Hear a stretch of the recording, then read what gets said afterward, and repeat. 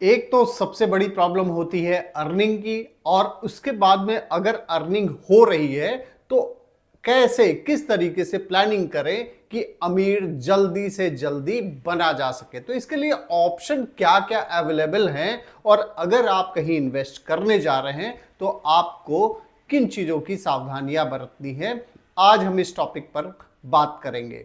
नमस्कार, मैं हूं राजीव, आप देख रहे हैं आपकी खबर और शेयर इन्वेस्टमेंट टिप्स। और इन्वेस्टमेंट टिप्स के लिए आज आपको कुछ टिप्स ऐसी बातों को बताने जा रहे हैं जिससे आपको ये समझ में आ जाएगा कि किस तरीके से हम इन्वेस्टमेंट अपना प्लान करें।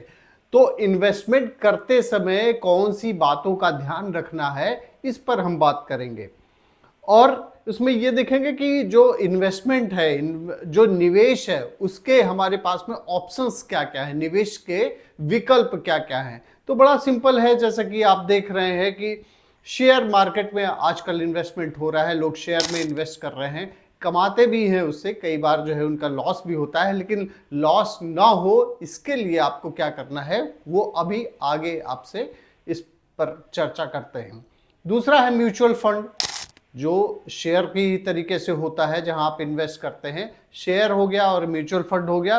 और गोल्ड, जो हमारा ट्रेडिशनल रहा है इन्वेस्टमेंट का, गोल्ड में इन्वेस्ट किया जा सकता है। लोग इन्वेस्ट करते हैं क्योंकि आप देख रहे हैं कि हर साल गोल्ड के जो रेट है वो लगातार बढ़ते ही जा रहे हैं।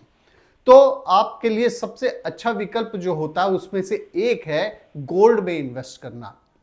और उसके बाद में एक आप ये भी जानते हैं कि रियल एस्टेट में जो इन्वेस्टमेंट होता है, आपने देखा होगा कि जमीन के जो रेट हैं वो किस तरीके से बढ़ते चले जा रहे हैं लगातार। इस पर भी आप इन्वेस्ट कर सकते हैं, रियल एस्टेट में आप इन्वेस्टमेंट कर सकते हैं।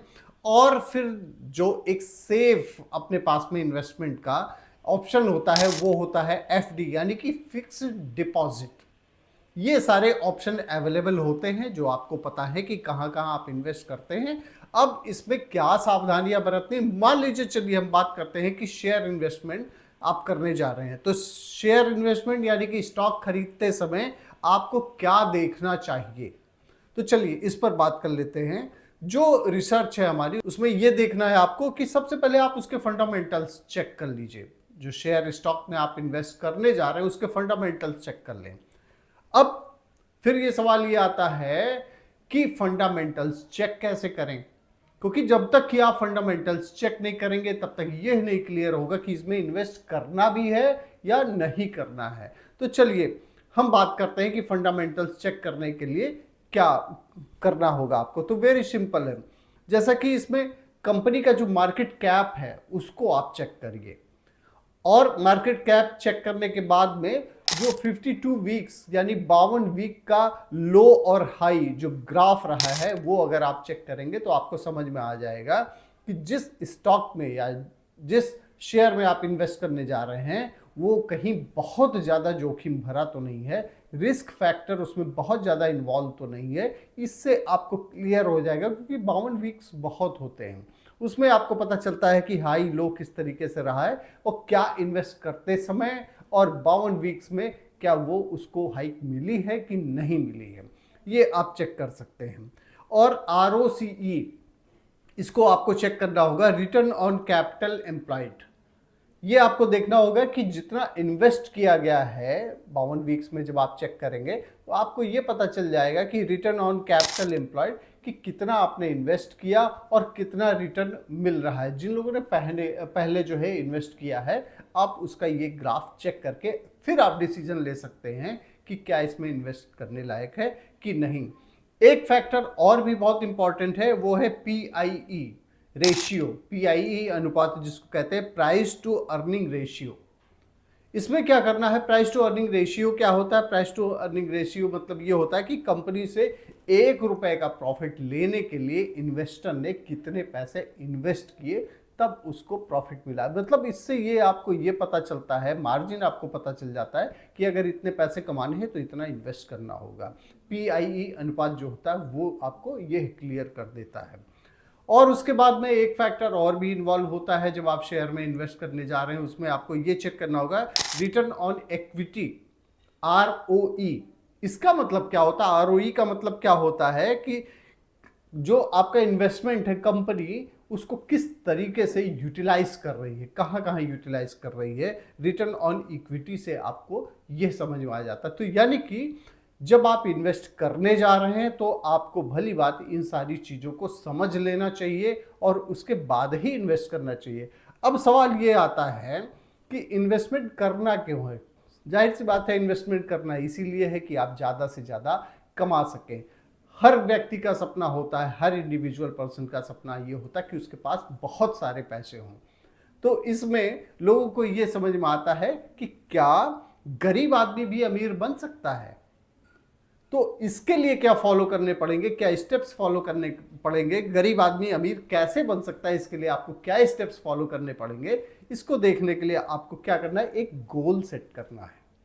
गोल क्या सेट करना है कि हमें इतने दिनों में, इतने साल में इस पैसे के इतने पैसे की रिक्वायरमेंट होगी। ये आपका गोल हो गया। गोल आपको सेट करना है।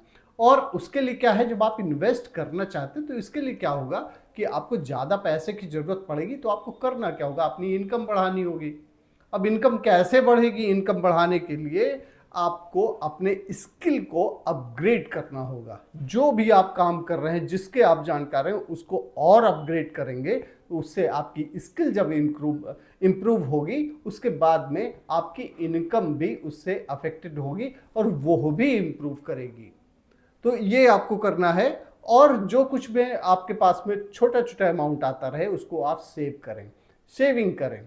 इस तरीके से आप जो है गरीब आदमी भी अमीर बन सकता है और अपनी स्किल को डेवलप करके अपनी इनकम को डेवलप कर सकता है। और दूसरा क्या है कि सबसे बड़ी चीज होती है, लोग ये घबराते रहते हैं कि कहीं ऐसा ना हो कि पैसे डूब जाएं। और उनकी सेविंग क्या होती है कि वो सेविंग बैंक में ही सेविंग बैंक अकाउंट में रखते हैं और उनके पैसे बहुत मामूली भरते हैं, रिस्क उसमें नहीं है बिल्कुल। लेकिन क्या वो बड़ी कमाई कर सकता है? बिल्कुल नहीं कर सकता। रिस्क तो आपको लेना ही होगा। इसके लिए क्या होगा, आपको जानकारी लेनी पड़ेगी कि आप सही जगह इन्वेस्ट करें। इन चीज़ों को अगर आप अपनाते हैं, इन स्टेप्स को अगर आप फॉलो करते हैं तो गरीब आदमी भी अमीर बन सकता है, वो ये सारे तरीके अपनाकर। तो आपको ये करना है कि आप इन्वेस्ट करने से पहले इन सारी चीज़ों को एनालाइज करें और एनालाइज करने के बाद ही स्टॉक, इन्वेस्टमेंट, म्यूचुअल फंड या किसी में भी अपने पैसे को लगाएं।